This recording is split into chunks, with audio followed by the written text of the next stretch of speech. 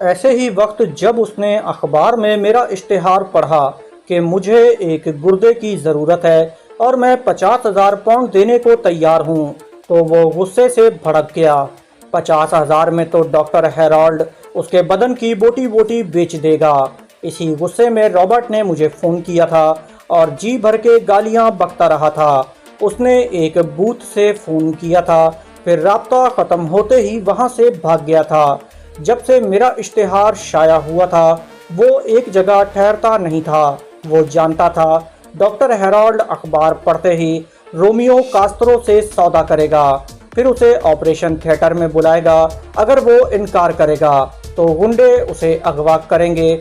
अगवा करने में नाकाम रहे तो उसे गोली मार देंगे। डॉक्टर हेरोल्ड का ताल्लुक दी ग्रेट डीलर के इदारे से था। मैंने उससे 5 बजे शाम को मिलने का वादा किया था। उससे पहले मैं दिमागी मुलाकात के लिए उसके पास पहुंच गया। ये लोग बज़ाहिर कानूनी तौर पर ये कारोबार करते थे। अगर कोई राजी खुशी अपने जिस्म की थोड़ी सी खाल या एक गुर्दे का अतिया दे दे तो कानून आड़े नहीं आता था, लेकिन उस इदारे की आड़ में कानून से खेला जाता था। ये ऐसे लोगों को अपने खुफिया अड्डे में तब्दीली आज़ा के लिए ले जाते थे जो ज़िंदगी से बेजार होते, खुदकुशी करना चाहते और हेरोल्ड के आदमियों के हत्थे चढ़ जाते, या कोई ऐसा शख्स होता जिसका कोई पुरसाने हाल ना हो या कोई भटका हुआ परदेसी हो, तो ऐसे अफराद को अगवा करके अपना कैदी बना लेते थे। कैदी ख्वाह कैसा ही हो, उसे या तो पाबा जंजीर रखना पड़ता है या आहिनी सलाखों के पीछे तंग कोठरियों में महदूद कर दिया जाता है। फिर मुसल्ला गार्ड्स का पहरा लगाना भी ज़रूरी होता है। लेकिन डॉक्टर हेरोल्ड के कैदी आज़ाद होते थे। ना उन्हें जंजीरों में ना आहिनी सलाखों के पीछे रखा जाता था, ना मुसल्ला पहरा बिठाया जाता था। उन कैदियों को सिर्फ एक इंजेक्शन लगाया जाता था। उसके असर से उनके जिस्म साकत और दिमाग बेहिस हो जाता था। वो ना हरकत कर सकते थे, ना कुछ सोच सकते थे। सिर्फ दिल कमज़ोरी से धड़कता रहता था, नब्ज़ चलती रहती थी, आंखें खुली रहती थीं, उनमें बसीरत होती थी, बसारत नहीं होती थी। उन्हें ज़िंदा रखने के लिए इंजेक्शन के ज़रिए मखसूस ग़िज़ा पहुंचाई जाती थी।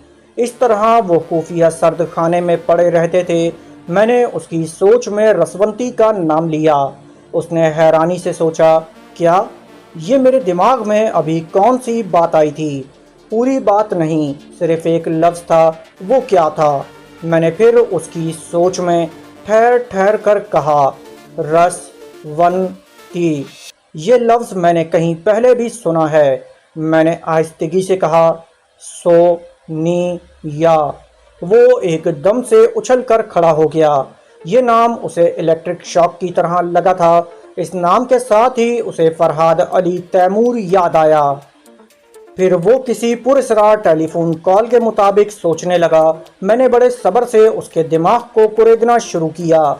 वो सोच रहा था, आज से 10 दिन पहले किसी ने फ़ोन पर राब्ता कायम किया था और कहा था, डॉक्टर हेरोल्ड, हम तुम्हें और तुम्हारे कारोबार को अच्छी तरह जानते हैं। इस कारोबार के हवाले से हमारे एक शिकार को रखना चाहो तो मुंह मांगा मुआवजा दिया जाएगा। हेरोल्ड ने जवाब दिया था, पता नहीं तुम किस कारोबार की बातें कर रहे हो।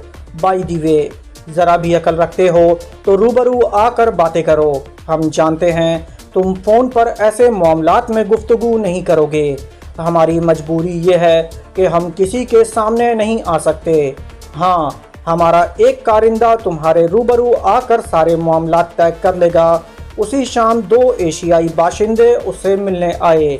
उसने पूछा, तुम लोग कौन हो और कहाँ से आए हो? एक ने एक लिफाफा उसकी तरफ बढ़ा दिया। उसमें एक टाइप शुदा ख़त था जिसमें लिखा था, डॉक्टर हेरोल्ड, सुबह फ़ोन पर गुफ्तगू हो चुकी है। इस मामले को आगे बढ़ाने के लिए ये 2 नुमाइंदे हाजिर हैं। हेरोल्ड ने उनसे पूछा, तुम किस मुल्क से ताल्लुक़ रखते हो? एक ने जवाब दिया, एशिया का कोई भी मुल्क समझ लो। तुम हमसे हमारे बॉस का अंदाज़ा नहीं लगा सकोगे।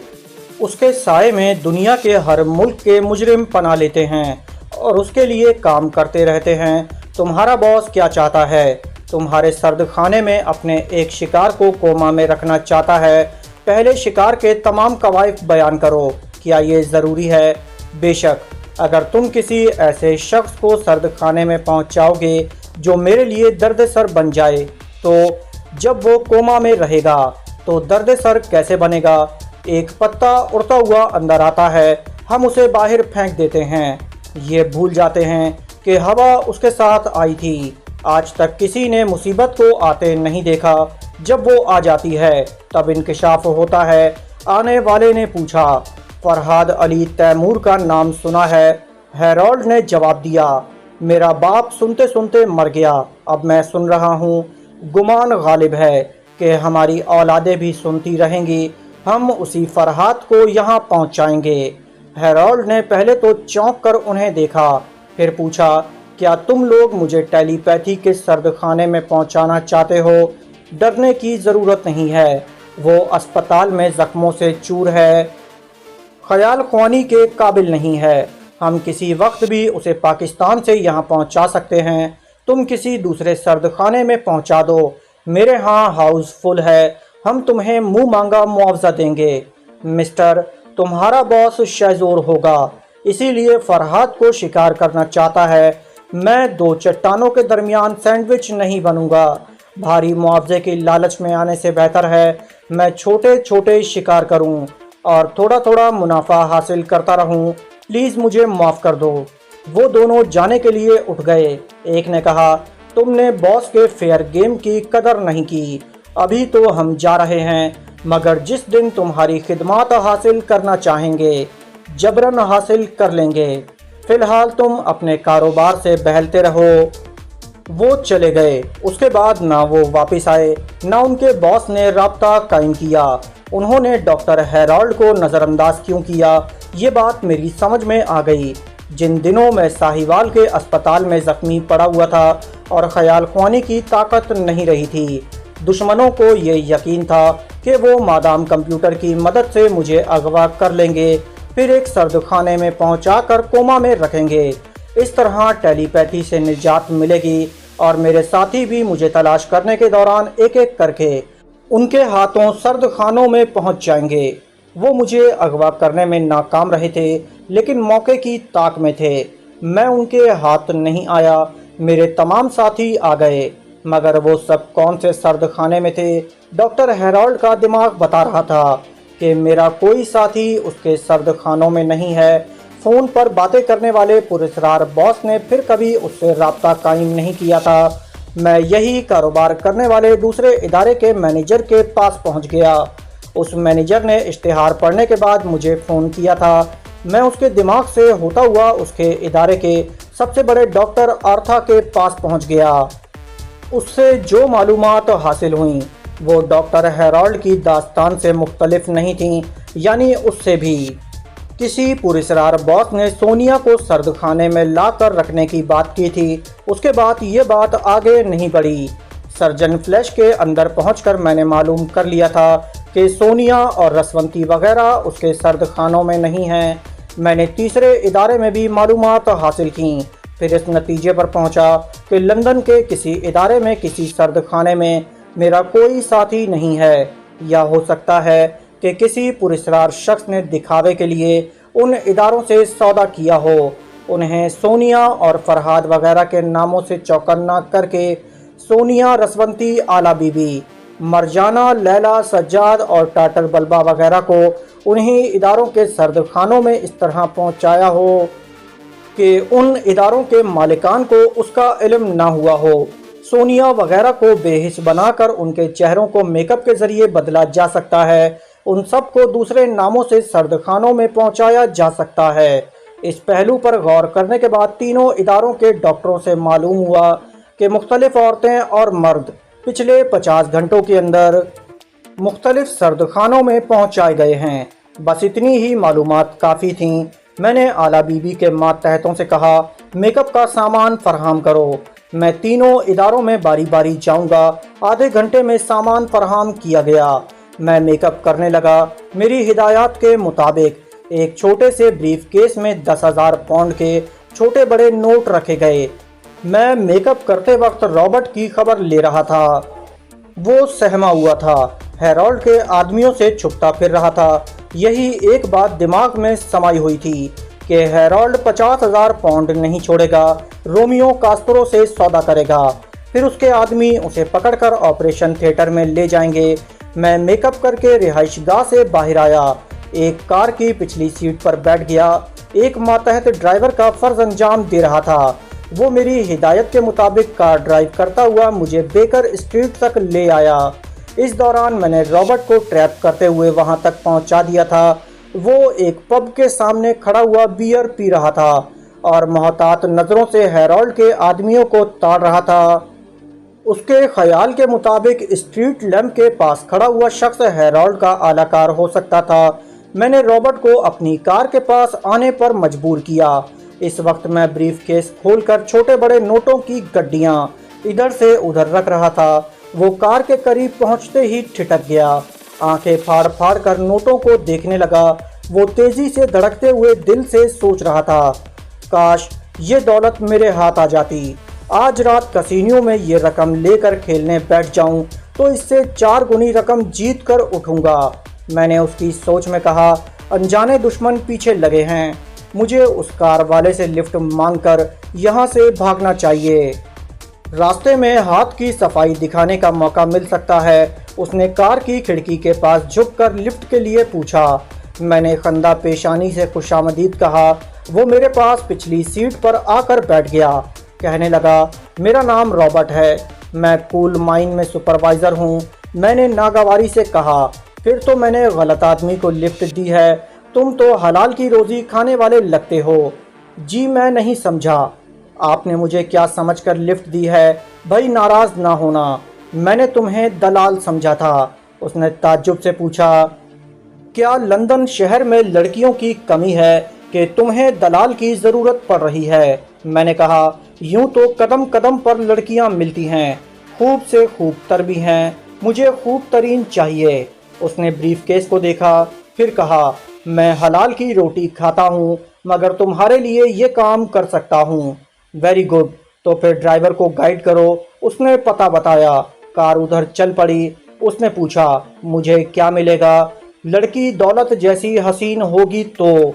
मैंने ब्रीफकेस को थपकते हुए कहा, जितना चाहोगे ले जाओगे। वो हौसनाकी से खुला में तकते हुए किसी कुमार खाने में पहुंच गया। मैंने मालूम कर लिया, वो पूरे ब्रीफकेस पर हाथ साफ करने के लिए मुझे अपनी बहन के पास ले जा रहा था।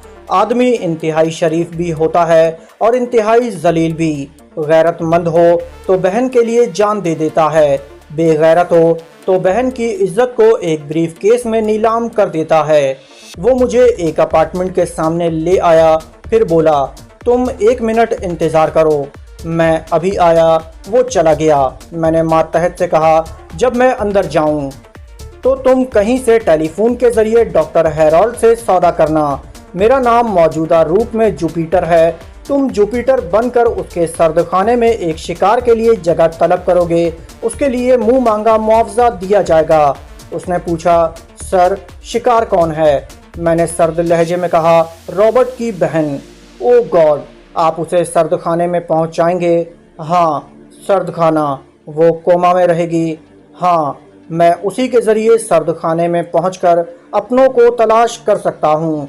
सर, अगर आपने सर्दखाने का महल वकूम मालूम कर लिया है तो हम अपनी मुसल्ला पार्टी के साथ वहां पहुंच सकते हैं या पुलिस रेड करा सकते हैं, फिर कुछ हाथ न आएगा। डॉक्टर हैरोल्ड के ज़रिए मालूम हुआ है कि उस सर्दखाने का निज़ाम किसी और के हाथ में है। जब पुलिस रेड या दुश्मनों की धांधली का अंदेशा होता है तो मखसूस मैकेनिज़्म के ज़रिए उस सर्दखाने को अंडरग्राउंड पहुंचा दिया जाता है। जो शख्स ऐसा करता है, मैं उसके दिमाग तक पहुंचना चाहता हूं। रॉबर्ट ने आकर पिछली सीट का दरवाज़ा खोलते हुए कहा, आओ और हुस्न का जलवा देखो, शायद तुमने ज़िंदगी में पहले कभी ना देखा होगा। मैं गाड़ी से उतर गया। आला बीबी का मातहत कार की टंकी फुल कराने के बहाने वहां से चला गया। रॉबर्ट मुझे उस अपार्टमेंट के कमरे में लाया, एक सोफे पर बैठने के लिए कहा, फिर अंदर चला गया। उसके ज़रिए पता चला उसकी बहन का नाम लीज़ा था। वो दूसरे कमरे में पर्दे के पीछे से मुझे देख रही थी। रॉबर्ट को देखकर बोली, क्या उस ब्रीफ केस में वो बड़ी रकम है? हाँ, समझो सब माल हमारा है। मगर कैसे? भाई वो तुम्हारा मेहमान है, उसे वेलकम कहो, मुस्कुरा कर ड्रिंक पेश करो, वो ज़रा मूड में आएगा तो मैं उससे पत्ते खेलूँगा। नो रॉबर्ट, ये कुमार खाना नहीं है। मैं किसी कुमार खाने में उसे ले जाऊँगा तो कितने ही जुआरी उसे घेर लेंगे। तो मैं क्या करूँ? अपने भाई की मदद करो। कब तक मदद करती रहूँ? जब तुम हज़ारों में खेलते हो तो बहन याद नहीं आती, हारते हो तो मेरे पास आते हो, मोहब्बत से मेरी कमाई छीन कर ले जाते हो, तुम्हें कर्ज देने वाले मुझे परेशान करते रहते हैं। डॉक्टर हैरोल्ड ने मुझे धमकी दी थी, अगर तुम शहर छोड़कर जाओगे तो वो मुझे गायब कर देंगे। ब्रीफकेस की ये रकम जीत कर मैं डॉक्टर के मुंह पर मारूंगा। तुम्हें ये रकम जीतने की ज़रूरत नहीं पड़ेगी। मैं डॉक्टर के गुंडों से छुपता फिर रहा हूँ। आज सुबह के अखबार में रोमियो कास्त्रो ने 50,000 पाउंड की ऑफर दी है। डॉक्टर उस रकम की खातिर मेरी बोटी बोटी काट कर बेच देगा। मैंने कहा ना, तुम्हें रकम अदा करने की ज़रूरत नहीं पड़ेगी। डॉक्टर के गुंडे तुम्हारी तरफ रुख नहीं करेंगे। तुम इतने यकीन से कैसे कह रही हो? वो लोग मेरे पास आए थे, मुझे डॉक्टर के पास ले गए थे। क्यों ले गए थे? तुम्हारा वो कैसेट सुनाने जिसमें तुमने इर्तिकाबे कत्ल का एतराफ़ किया है। मैं उन्हें ज़िंदा नहीं छोड़ूंगा। यही वो भी कह रहे थे। उस मरीज से हज़ारों पाउंड वसूल होने वाले थे। तुमने उसे कत्ल करके उन्हें बहुत नुकसान पहुंचाया है। वो मुझसे कह रहे थे, अगर मैंने अपने जिस्मानी आज़ा का सौदा नहीं किया तो तुम्हें मार डालेंगे। रॉबर्ट ने पांव पटक कर कहा, मैं उनसे अपना सौदा कर चुका हूँ। उन्हें तुम पर भरोसा नहीं है। मैंने इस शर्त पर उनसे सौदा किया है कि वो तुम्हारा सौदा मनसूख कर देंगे, तुम्हें दी हुई रकम वापस नहीं लेंगे और ना ही तुम्हें जबरन ऑपरेशन थिएटर ले जाएंगे। क्या तुमने वाकई उनसे मुआहदा किया है? रॉबर्ट, तुम क्या समझते हो? अगर मैं ऐसा न करती तो तुम उनसे छुप सकते थे? कभी नहीं। उनके हाथ बहुत लंबे हैं। ये तुम्हारी खुशफहमी है कि तुम अब तक उनसे छुपने में कामयाब रहे हो। मेरे भाई, क्या तुम बहन के प्यार को कभी नहीं समझोगे? वो दुश्मन तुम्हें मार डालते तो क्या मैं जिंदा रहती? नहीं रॉबर्ट, नहीं। अब कभी ऐसा सौदा न करना। मेरे पास एक ही जान है, एक ही जिस्म है। मैंने तुम्हारी खातिर उसका सौदा कर लिया। शुक्र है जिस्म का सौदा किया है, इज्जत का नहीं। आइंदा ऐसा करोगे तो मैं कहां कहां तुम्हें बचाती फिरूंगी। उसने हिचकिचाते हुए बहन को देखा। लालची इंसान देखता एक तरफ है, सोचता एक तरफ है। वो ब्रीफकेस के मुताल्लिक सोच रहा था। उसने करीब आकर उसके सर पर हाथ रखते हुए कहा, मैं जानता हूँ तुम मुझे बहुत चाहती हो। तुम मेरे लिए कुर्बानियाँ देती आई हो। आज मैं कुर्बानी दूंगा। उस अजनबी मेहमान से जीती हुई रकम डॉक्टर हैरोल्ड के मुंह पर मारूंगा और तुम्हारा मुआहदा मनसूख करवा दूंगा।